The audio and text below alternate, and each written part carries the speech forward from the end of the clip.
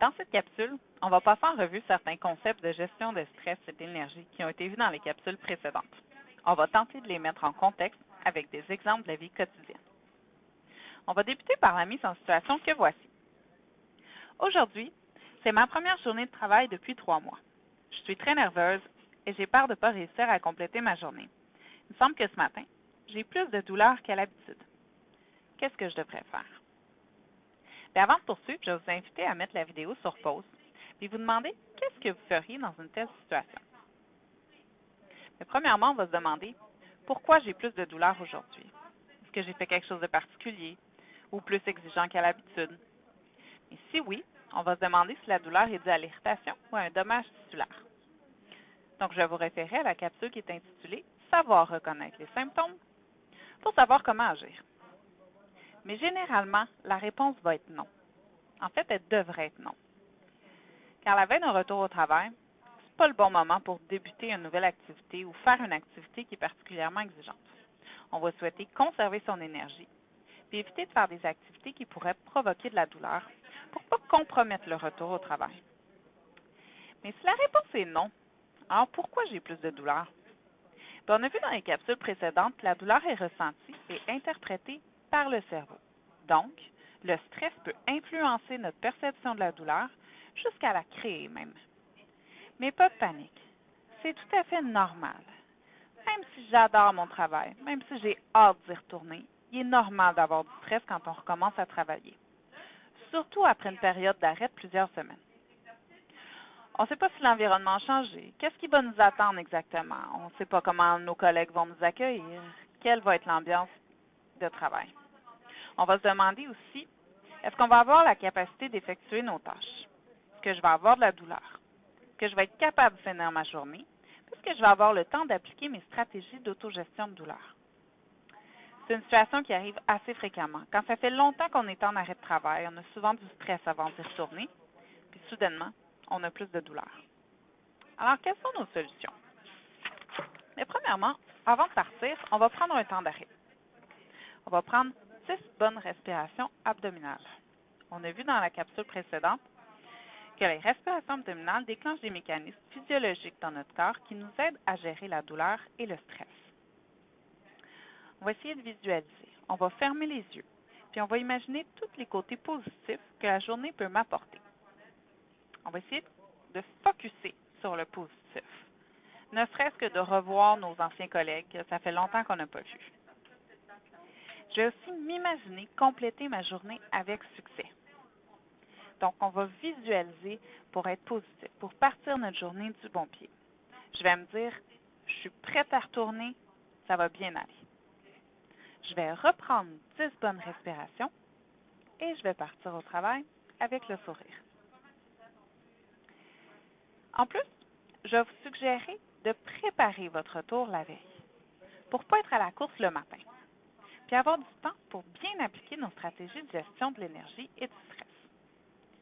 Par exemple, on peut préparer son lunch et son déjeuner la veille, celui des enfants aussi. On peut même choisir puis sortir les vêtements qu'on souhaite porter. On va préparer les vêtements des enfants.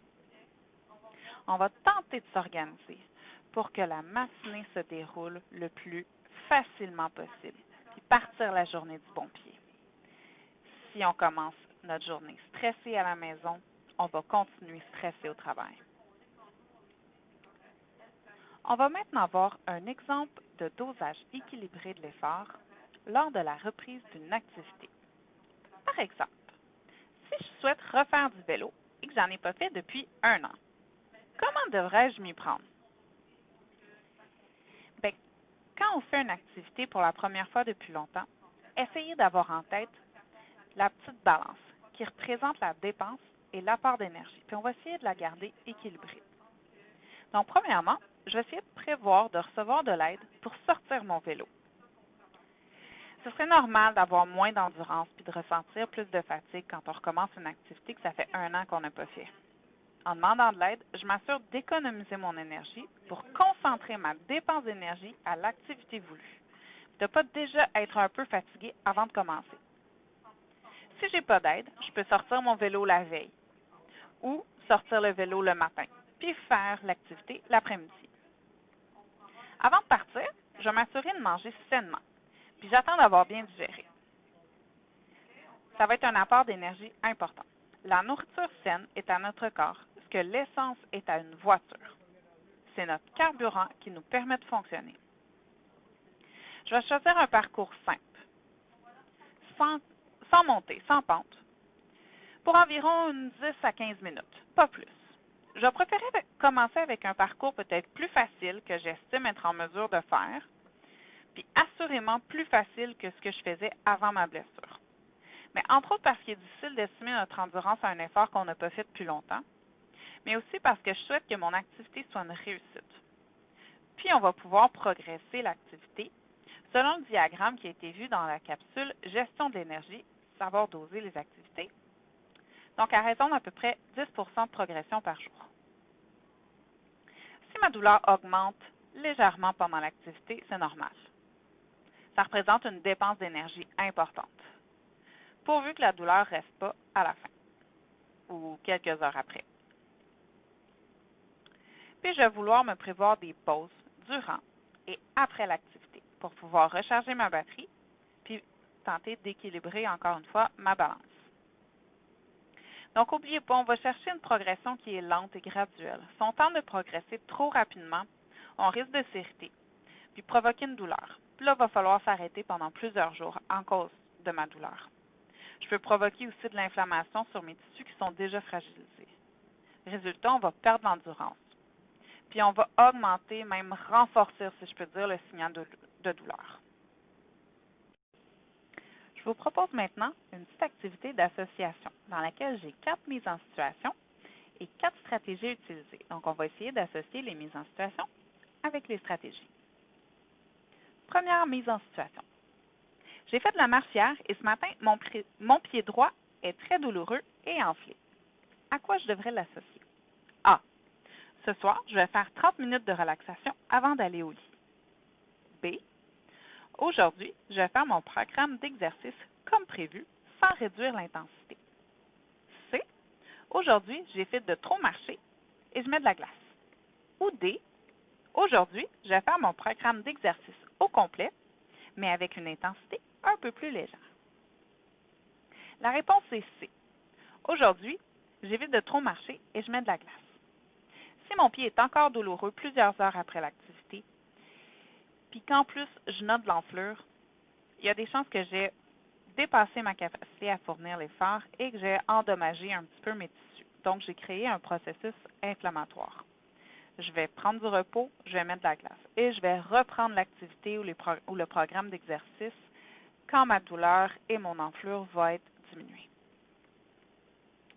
La deuxième mise en situation maintenant. J'ai fait de la marche hier et ce matin, j'ai les cuisses et les mollets endoloris. À quoi je devrais l'associer? D.